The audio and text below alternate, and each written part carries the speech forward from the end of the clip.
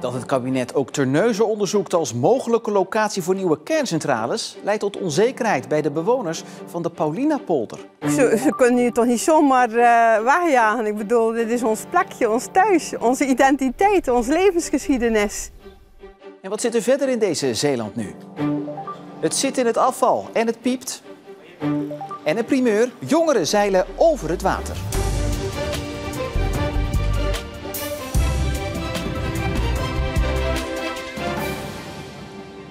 Goedenavond. Te weinig inspraak en vooral nog veel onduidelijkheid. En daarom heeft een groep inwoners van de gemeente Terneuzen zich verenigd in een protestgroep tegen de mogelijke komst van kerncentrales naar de gemeente.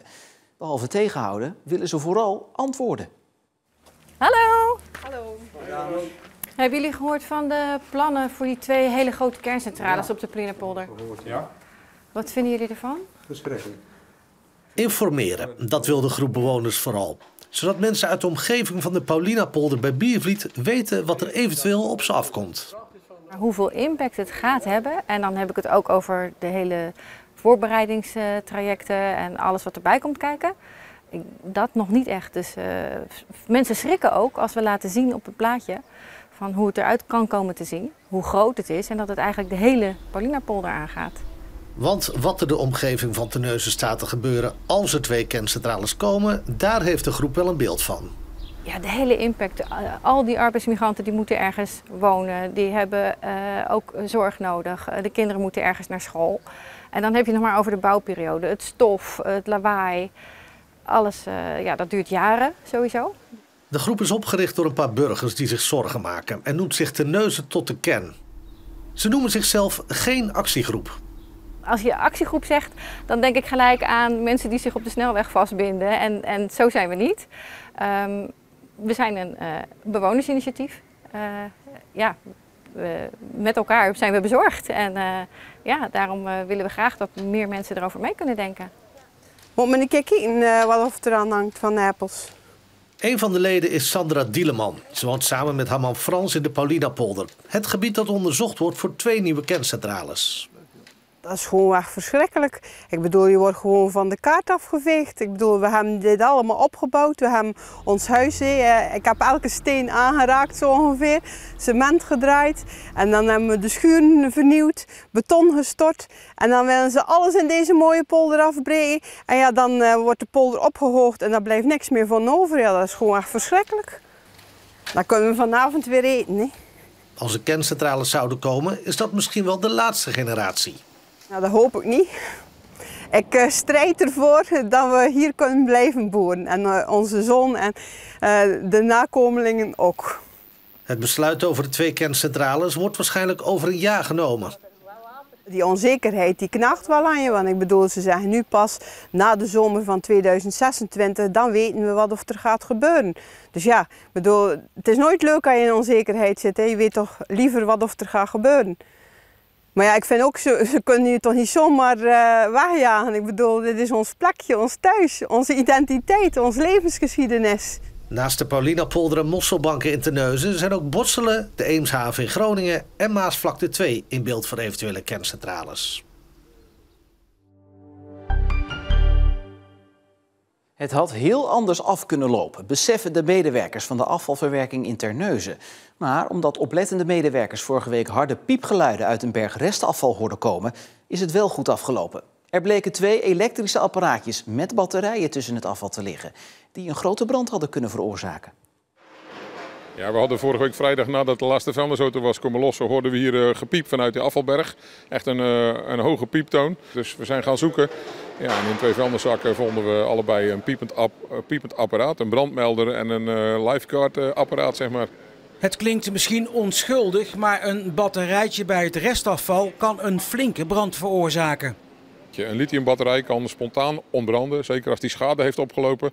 Dus als mensen hem weggooien en er zit al een beschadiging aan die batterij, ze hebben hem laten vallen of wat dan ook, ja, die kan spontaan ontbranden. En als dat ontbrandt in een hoop afval, ja, dan heb je gelijk een enorm effect natuurlijk.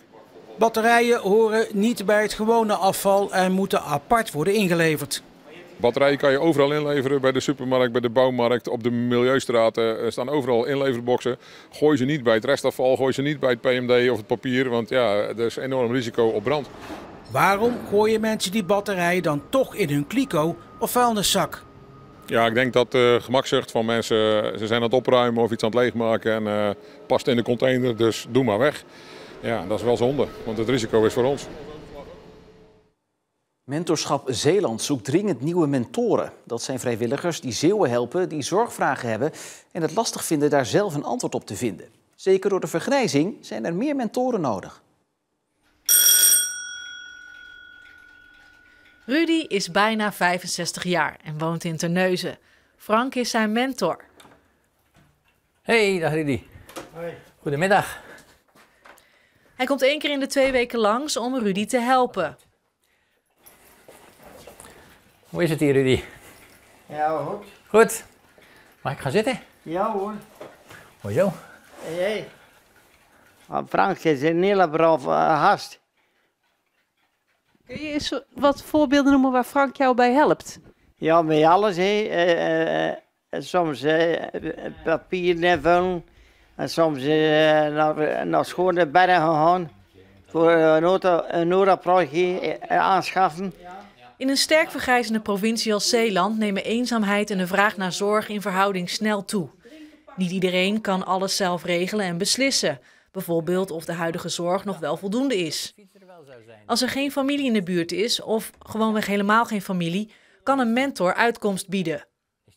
Dan is het van belang dat iemand naast hem staat, iemand hem begeleidt en hem die keuzes helpt maken. Waarbij ik het heel belangrijk vind om, en daar heb ik vooral de laatste tijd dan heel hard aan gewerkt vanaf dat ik bij Rudy betrokken ben, is het een goede band opbouwen, vertrouwen wekken, de cliënt heel serieus nemen, respectvol, daar de keuzes laten waar kan, maar vooral ook zelf goed volgen wat er gebeurt. En dat houdt ook in contacten met de begeleiding.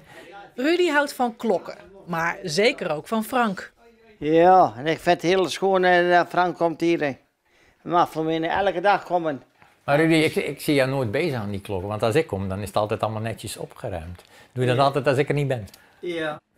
Mentorschap Zeeland koppelt de cliënt aan een mentor en leidt de mentoren op.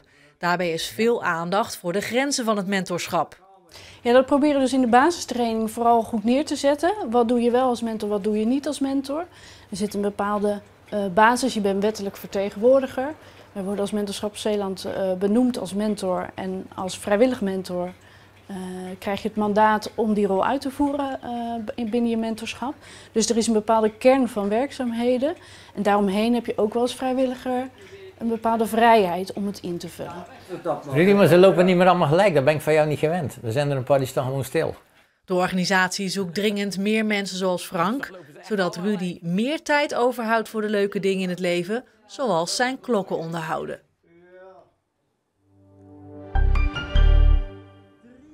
Ruim 9 maanden na de officiële opening is de nieuwe sluis in Terneuzen vanaf vrijdag volledig in gebruik. Vlak na de opening kwam er een technische storing aan het licht die eerst moest worden verholpen voordat kon worden gestart met proefvaarten.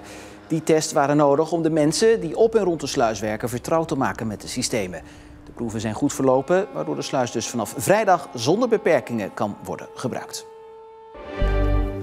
Koning Willem-Alexander komt over een kleine 2 maanden naar Zierikzee. De koning bezoekt vrijdagmiddag 12 september de Koninklijke Zeelandia Groep. De leverancier van bakkerijproducten viert dit jaar haar 125-jarig bestaan. Tijdens het bezoek spreekt de koning met medewerkers en laat hij zich bijpraten over de rol die het bedrijf speelt in de internationale bakkerijsector. Zeelandia draagt al sinds de jaren 50 het predicaat koninklijk. En de Veronica Zeilrace van eind augustus gaat niet door. Er zijn onvoldoende aanmeldingen voor de wedstrijd. Vorig jaar werd de wedstrijd voor het eerst in 9 jaar weer gevaren. De organisatie gaat zich nu beraden over de toekomst van de wedstrijd. De race dankt zijn naam aan het voormalige zendschip van radiozender Veronica. De plek waar de schepen in de beginjaren van de wedstrijd omdraaiden om terug naar Zeeland te zeilen.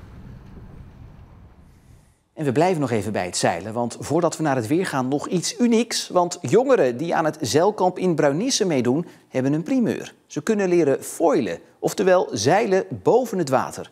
Het is voor het eerst in Nederland dat dit aan jongeren kan worden geleerd. Dankzij Nicky. Dit is hem, de foiling zeilboot Nicky. De eerste weken van het zeilkamp zitten erop en de vaardigheden van deelnemer Geert Vos worden flink op de proef gesteld. vind heel veel extra uitdaging. Want de vorige boot waar ik vaarde was het een soort van herhalen van alle dingen die ik al wist. En dan gewoon uitvoeren op een andere soort boot. Alleen nu moet ik echt nog andere dingen leren en ook dingen onthouden die ik zeker nog niet wist. Het foilen is niet voor iedereen weggelegd, want het is moeilijker dan zeilen. Bij zeilen heb je de boot in het water liggen en bij foilen kom je echt uit het water door vleugels die onder de boot zitten. Daardoor ga je veel sneller omdat je weerstand verliest. Tot nu toe is het bij veel deelnemers wel gelukt. Ja, ze doen het allemaal heel goed. Ze gaan allemaal heel snel. Binnen een dag zijn ze bijna allemaal aan het vliegen als er een goede wind staat. Dat was vandaag niet het geval, maar de zomer is nog niet voorbij, dus nog genoeg kans op dagen met wind.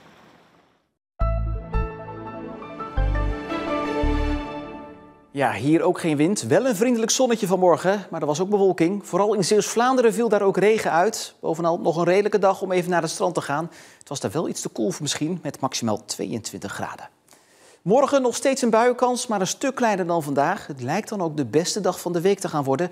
Niet qua temperatuur, want die blijft hetzelfde als vandaag, maar wel wat de zon betreft. De dagen erna neemt de buienkans weer toe, met ook kans op stevige exemplaren, inclusief onweer.